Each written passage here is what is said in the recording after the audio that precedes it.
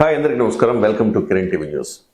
August 28, 29, 30వ తారీఖున విస్తృత కార్యకర్తల సమావేశం జరగబోతోంది జనసేన పార్టీకి సంబంధించి. మరి ఈ సమావేశాల్లో ఏం చర్చించబోతున్నారు? ఓకే, నమ్మకాన్ని ప్రోధి చేసేందుకు, ఆత్మవిశ్వాసాన్ని కల్పించేందుకు పవన్ కళ్యాణ్ గారు మాట్లాడతారా అని మనం భావించాం. అయితే ఇందులో సెల్ఫ్ చెక్ ఏమైనా ఉంటుందా? మనం ఒక పని చేస్తున్నప్పుడు మనం ఎంత గొప్ప పని చేస్తున్నా చిన్న చిన్న లోపాలు కూడా ఉంటాయి. ఆ లోపాలని సవరించుకుంటే మరింత వేగంగా మరింత ముందుకెళ్లే అవకాశం ఉంటుంది. ఆ రకంగా సెల్ఫ్ చెక్ ఉండబోతుందా పార్టీకి సంబంధించి మాట్లాడదాం. మనతో పాటుగా ప్రముఖ సామాజిక రాజకీయ విశ్లేషకులు చంద్ర శ్రీనివాస్ గారు. సార్ నమస్కారం అండి. నమస్కారం అండి. సార్ ఏంటి సార్ సెల్ఫ్ చెక్ ఉంటుందా పార్టీకి సంబంధించి? ఉండాలి. అంటే సుదీర్ఘకాలం రాజకీయాల్లో మనం నిలబడాలి, పార్టీ నిలబడాలి, మన సిద్ధాంతాలు ప్రజల్లోకి వెళ్ళాలంటే సెల్ఫ్ చెక్ కావాలి. అది మీకైనా నాకైనా. మనం కూడా 3 సంవత్సరాల పైనే ఆంధ్రప్రదేశ్లో ప్రజలు ఏం కోరుకుంటున్నారు, ప్రజల్లో మార్పు ఏంటి, అమరావతి ఏంటి, పోలవరం ఏంటి, రోడ్లు ఏంటి, నేను విస్తృతంగా చెప్పి ఎందుకు ప్రజల్లో ఉన్నదే చెప్పాం కాబట్టి కనెక్ట్ అయ్యాం. ఏమంటారు కిరణ్ గారు? మరి ఆ విధంగా ప్రజల్లో ఈ రోజుకి ప్రభుత్వం మారే క్రమంలో మనం కూడా ఒక పాత్ర అనేది మీరైనా నేనైనా పోషించినట్టే ప్రజలు కోరుకున్న ప్రకారం. అదే సమయంలో అంతా బాగుందని కూడా పొరపాటు. జనసేన ఎందుకు క్షేత్రస్థాయిలో ఇంకా వెళ్ళలేకపోయింది? క్షేత్రస్థాయిలో నియోజకవర్గాలు ఎందుకు పూర్తిగా కాన్సన్ట్రేషన్ చేయలేకపోయింది? విజయం మాటున ఇది మర్చిపోతే ఎలా అనేది అందరి వల్ల ఉంది భావంలో. ఎందుకంటే దశాబ్దం ఆయనతో పాటు నడిచారు కదండి. మరి ఒకవైపు టీడీపీ ఏమో పాజిటివ్గా వెళ్తుంది. ఆ వేగాన్ని వీళ్ళు అందిపుచ్చుకున్నారంటే ఎక్కడికక్కడ కట్ చేస్తా ఉన్నారు, ఇచ్చిన పదవులు తీసుకుంటున్నారు. అది గన్నవరంలో మన జరిగిన పరిణామం. జనసేనకి ఇచ్చినట్టు ఇచ్చారు, 2 నెలల్లో తీసేసుకున్నారు, జీవో తెచ్చుకున్నారు. రాజ్యాంగంలో అదే చేశారు. కొవ్వూరులో అయితే అన్ని పదవులు ఒకే వర్గానికి. ఇట్లా ఒక ప్రాంతం కాదు, అది రాయలసీమ కావచ్చు, కోస్తా కావచ్చు, ఉత్తరాంధ్ర కావచ్చు. కాబట్టి మొత్తానికి ఇన్నాళ్ళకి సేనతో సేనాని అనే పదం బాగుంది, సౌండ్ అది బాగుంది, ఎక్సలెంట్. కానీ అది హిట్ అవ్వాలంటే, రికార్డు బద్దలవ్వాలంటే సేనాని దృష్టి పెట్టాలి. ఓకే, ఎక్కడ జరుగుతున్న లోపాలు. ఎందుకంటే ఇప్పటికి కూడా చంద్రబాబు నాయుడు గారు కార్యకర్తలు అందరికీ అందుబాటులో ఉంటారు. ఎవరినైనా కలిసి అయితే మీరు కూడా మీ దృష్టి కూడా వచ్చినట్టుంది. లేదండి, సాటర్డే ఆయన కార్యకర్తలకు కేటాయించారు. వాళ్ళతో ఎవరైనా వస్తే వాళ్ళతో కలవడం, వాళ్ళతో ఫోటోలు దిగడం ఇలాంటివి చేస్తున్నారని. ఇప్పుడు సోషల్ మీడియా వాళ్ళతో కూడా అంత చాలాసేపు ఎక్కువ స్పెండ్ చేసి సోషల్ మీడియా టీంను మొత్తాన్ని పిలిచారు. ఆయన ప్రత్యేకంగా వాళ్ళతో ముచ్చటించారు, వాళ్ళందరికీ భరోసా ఇచ్చారు. So main stream media, Telugu Desam పార్టీకి ఉన్నంత బలమైన మెయిన్ స్ట్రీమ్ మీడియా ఇంకెవరికి లేదు. అయినా కానీ మెయిన్ స్ట్రీమ్ మీడియా ఉందని వదిలేయలేదు. సోషల్ మీడియా వాళ్ళందరినీ కూడా పిలిచి ప్రత్యేకంగా వాళ్ళతో మాట్లాడి, వాళ్ళతో ఆయన సెల్ఫీలు దిగి వాళ్ళందరికీ ఒక భరోసా ఇచ్చి పంపించారు. డెఫినెట్గా అది అవసరం సార్ పార్టీకి. ఎప్పుడైతే మూలాలు మర్చిపోకుండా, ఇప్పుడు మెయిన్ స్ట్రీమ్ మీడియా మొత్తం పవన్ కళ్యాణ్ గారిని అసలు చూపించలే.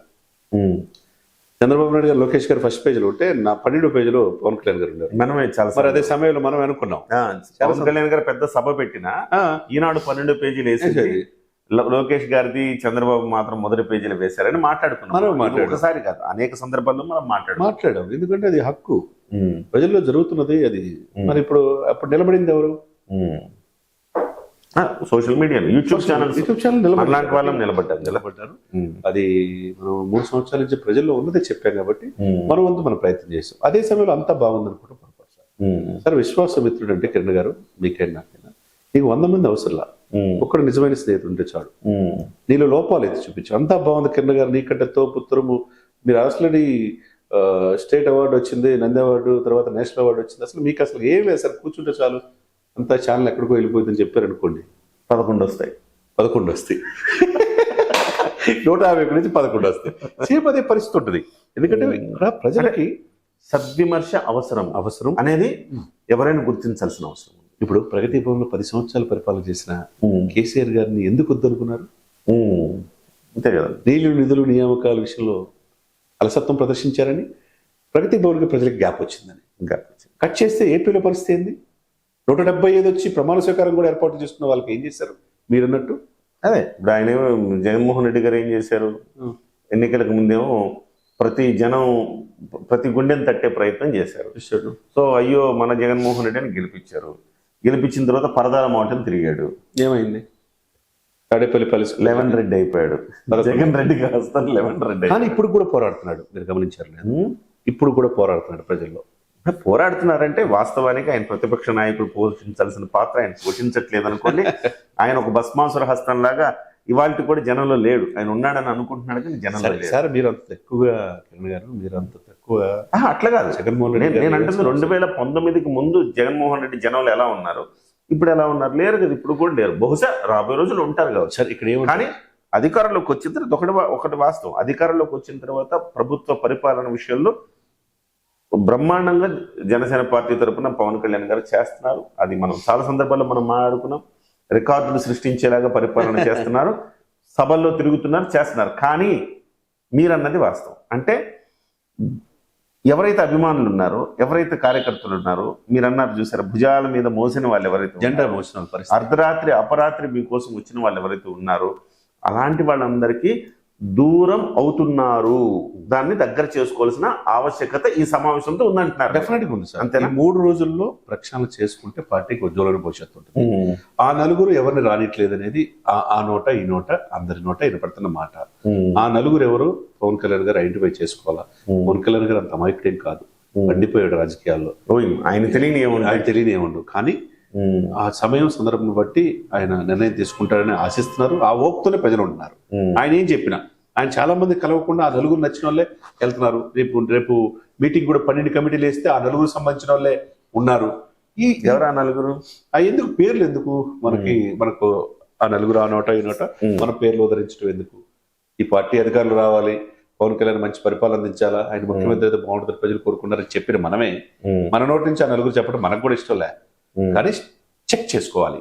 నాయకత్వంగా, నాయకుడిగా ఈ పార్టీ కష్టపడి పాప ఒళ్ళంతా గొల్ల చేసుకుని రక్తం చిందించి రోడ్ల మీద పడుకొని తన బిడ్డల్ని, తన భార్యని, తల్లిని కూడా అవమానం గురైంది అందరికంటే పవన్ సార్. ఆయన దెబ్బలు పడిన దాంట్లో ఎంత. కానీ ఇంత కష్టపడి వచ్చిన వ్యక్తికి ఆయన కాపాడాడు ఈ పార్టీని. ఆయన మాత్రమే. There is no second line ఇక్కడ.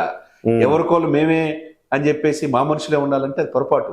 ఆ నలుగురు కోసం 4 కోట్ల మందిని వదులుకుంటారా? కోట్లాది మంది ప్రజల ఆకాంక్షణ, ఆలోచనలు కూడా పవన్ కళ్యాణ్ గారు పరిగణలోకి తీసుకోవాలా. 1-to-1 డిస్కషన్ చేయాలా. ఏంది పరిస్థితి, ఎలా ఉంది క్షేత్రస్థాయిలో, ఎందుకు ఇంత వ్యతిరేకత వస్తుంది, కూటమితో సఖ్యత ఎలా ఉండాలి, ఎందుకు ప్రధానత క్రమంలో ముందు వెనకడుగు చేస్తున్నాం సార్? చూపిస్తానికి పార్టీ కార్యాలయంలో చంద్రబాబు నాయుడు గారి ఫోటో పక్కన పవన్ కళ్యాణ్ గారి ఫోటో ఉంటే కాదు. క్షేత్రస్థాయిలో ఏమనుకుంటున్నారు, అన్ని శాఖల సమన్వయం ఉంటుందా లేదా అనేది చూసుకోవాలి కదా. ఎక్కడ తప్పులు జరుగుతుంది.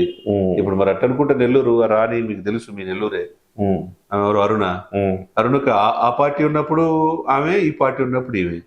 ఆమెకి లెటర్లు ఇచ్చిన వాళ్ళు పెరోల్కి, ఆ ప్రియుడికి ఇప్పుడు ఉన్న టీడీపీ కూటమి నాయకులే. ఇది హోమ్ మినిస్టర్ గారు ఏం చేస్తున్నట్టు? మరి అదే విధంగా యార్లగడ్డ ఆయన అనంతపురంలో జూనియర్ ఎన్టీఆర్ని అసభ్యంగా లకారంతో సంబోధిస్తుంటే దగ్గుబాటి. తర్వాత శ్రీశైలం ఎమ్మెల్యే ఎక్కడ అటవీ శాఖ అధికారులు కొడతంటే ఏం సార్? వాళ్ళు చేసింది వీళ్ళు చేస్తున్నారు కదా. అంటే ప్రజలకు నమ్మకం కోల్పోయే అవకాశం ఉంది. కాబట్టి ఈ పార్టీని అనుభవంలో వ్యక్తి అని చెప్పేసి చంద్రబాబు నాయుడు గారు సేమ్ చేసింది పవన్ కళ్యాణ్ గారే, అన్డౌటెడ్లీ. మీకు డౌట్ ఉందా? ఏం లేదు. మరి అటువంటిప్పుడు ఈయన ఆలోచనలకు అనుగుణంగా ముందుకు వెళ్ళాలి కదా. కార్యకర్తల మనోభావాలను కూడా తీసుకోవాల్సిన అవసరం. ఒకప్పుడు పవన్ కళ్యాణ్ గారు చెప్పారు, కోటరిని ప్రతి 3 నెలలకు ఒకసారి కోటరిని బద్దలు కొడుతూ ఉంటాను నేను. మనం చెప్తుంది కదా, ఆయన చెప్పాడు. నా చుట్టూతో కోటరి కట్టేస్తారు, సో ఆ కోటరిని బద్దలు కొడుతూ ఉంటానని. ఇప్పుడు ఆవశ్యకత ఉందంట. డెఫినెట్ గా కోటరిని బద్దలు కొట్టాల్సిందే.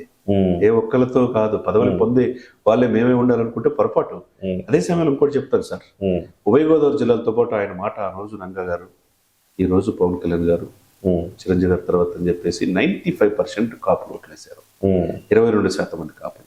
వాళ్ళ రిజర్వేషన్ మీద దృష్టి పెట్టాలి. వాళ్ళు కూడా శాసించే స్థాయికి ఎదగమని ఆయనే చెప్పాడు. పెద్దన్న పాత్ర పోషించమన్నాడు. ఆయన చెప్పాడని చెప్పి ఎక్కడికక్కడ తగ్గి అటు టీడీపీకి బీజేపీకి ఓటేసి సాక్రిఫైస్ చేశారు. మరి అట్లా గోదావరి జిల్లాలతో పాటు డిసైడ్ చేసే ఫ్యాక్టర్ 89% సప్రెసర్ గ్రూప్స్ లో ఈ కాపులు కూడా ఉన్నారు. అందరికి వీళ్ళకి కూడా న్యాయం చేయాల్సిన బాధ్యత ఉంది. ఇన్ని చెక్ చేసుకుని ముందుకెళ్తే కనుక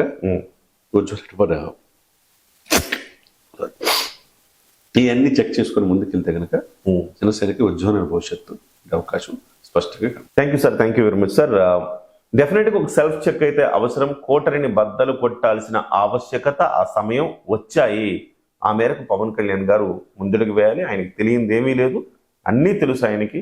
ఆయన చుట్టూతో కోటరి కడుతున్నారని తెలుసు, దాన్ని బద్దలు కొట్టాల్సిన సమయం అని ఆయనకి తెలుసు. కాకపోతే సమయాని కోసం ఆయన కూడా సరైన సందర్భం కోసం వెయిట్ చేస్తూ ఉంటారు కాబట్టి బహుశా అది ఈ సమావేశంతోనే, ఈ విస్తృత స్థాయి కార్యకర్తల సమావేశంలోనే అది ప్రారంభమవుతుందని మనం ఆశిద్దాం.